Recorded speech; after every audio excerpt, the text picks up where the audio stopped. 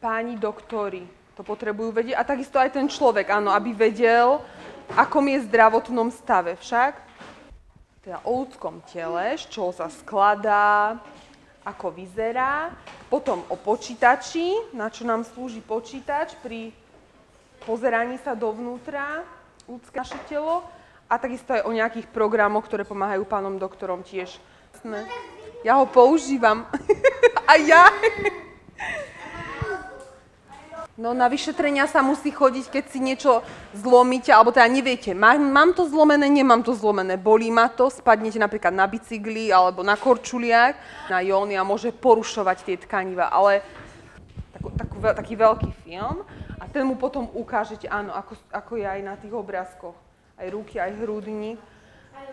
Má schopnosť regenerovať sa, to znamená čo?